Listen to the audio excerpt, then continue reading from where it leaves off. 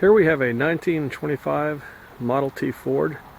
It was built by a gentleman in Indiana, and he built it to participate in a hill climb contest they have in Newport, Indiana.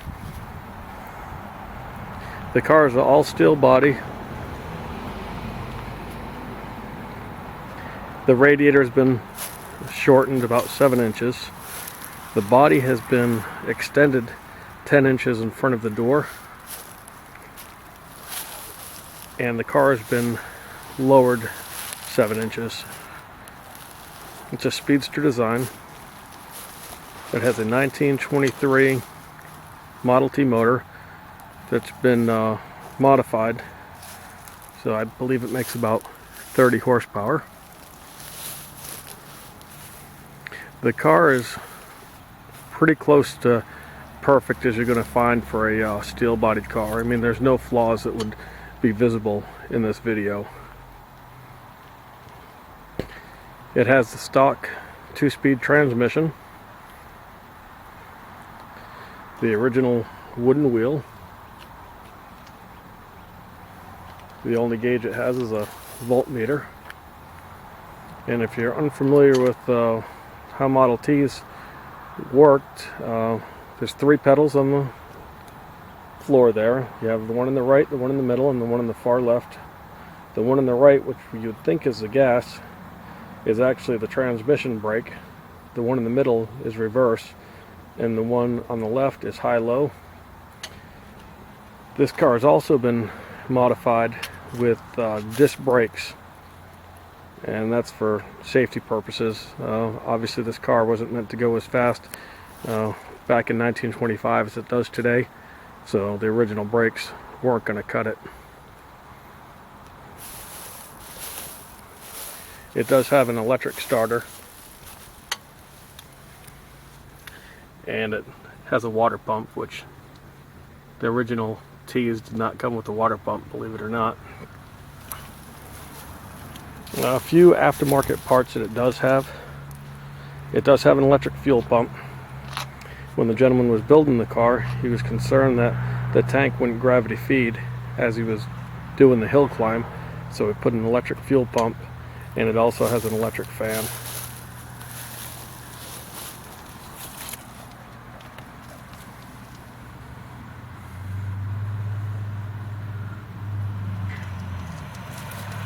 Now all the lettering and the striping is painted on. There's no decals on this car.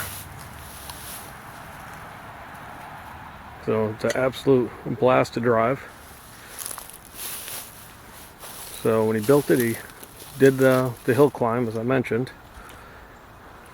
See if you can see the decal. It says participant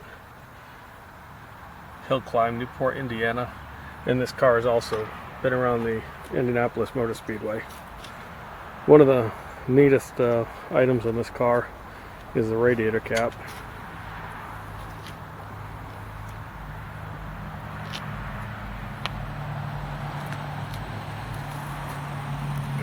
So next thing we're going to do, we're going to hop in this thing and we'll take it for a ride so you can hear the motor. I'll just come around the back again. Once again, those are all hand-painted letters. And it has a fishtail exhaust, and for you motorcycle enthusiasts, you might recognize that from a Harley Davidson. When you apply the brakes, it says stop on the light, so that lights up. One of the few discrepancies on this car, it does have a crack in that lower portion of the tail light. You can see it has friction shocks on all 4 corners, and it has one working door on the passenger side. The detail of this car is amazing. When they painted it, they carried the pinstripe all the way through the hinges of the door, as you can see. Now, originally, when it was made to do the hill climb, it had a kind of like a matte finish for the body. It wasn't this bright white with the red scalloped. It was kind of a tannish color, and the interior was actually made out of a tent. The gentleman who built the car sold it to somebody in California, where they in turn painted it the bright white that you see, did the hand lettering, and also put in this beautiful interior.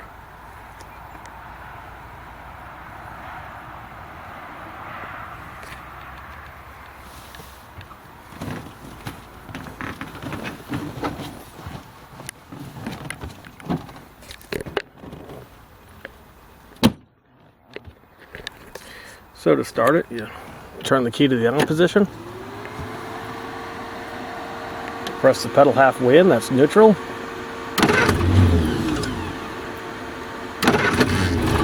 Hit the button, and she barks to life.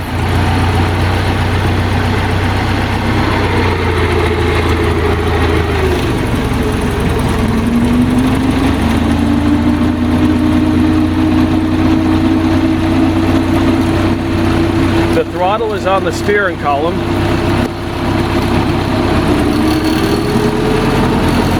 So to shift it, you come off the throttle, release the pedal on the left, and then gradually bring the throttle back up.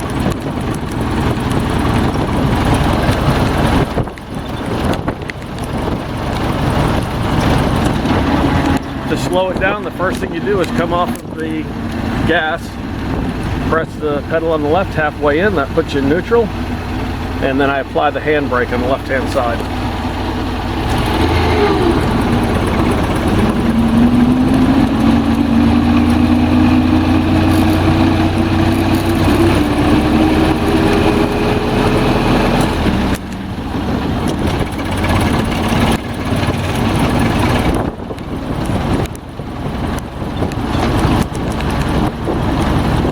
This car makes people wave. It's the darndest thing. Or you get thumbs up everywhere you go. So it really is a blast to drive.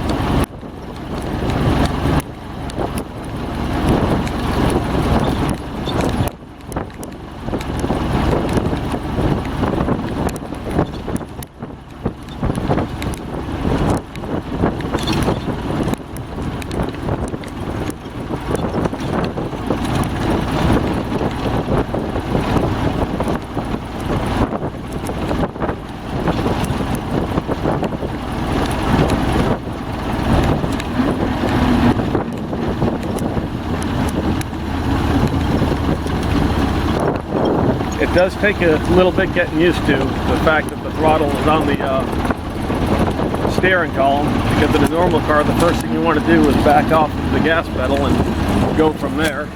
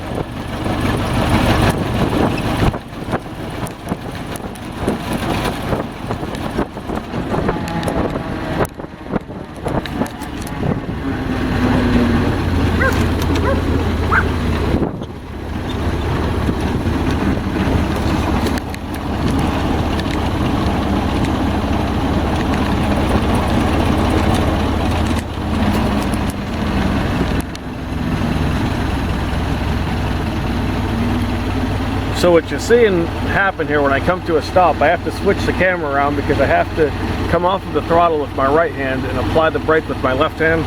So that's why it's bouncing all over the place when I'm coming to a stop.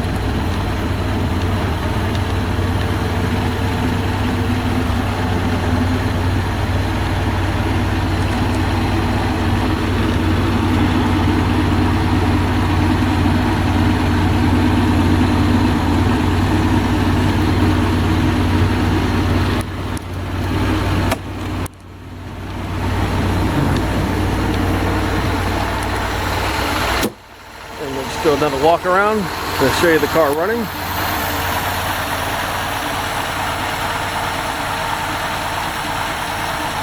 No odd smoke or anything.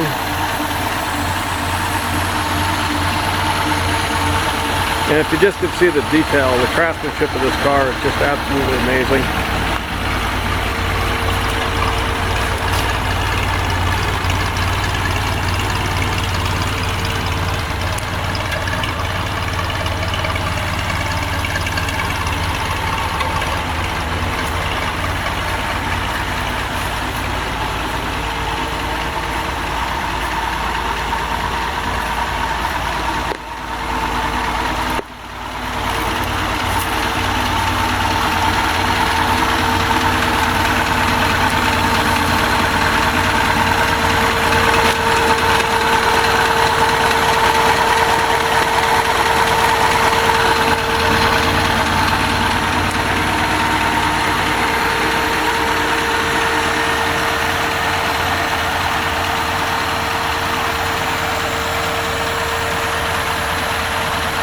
And that concludes the video of the 1925 Special T.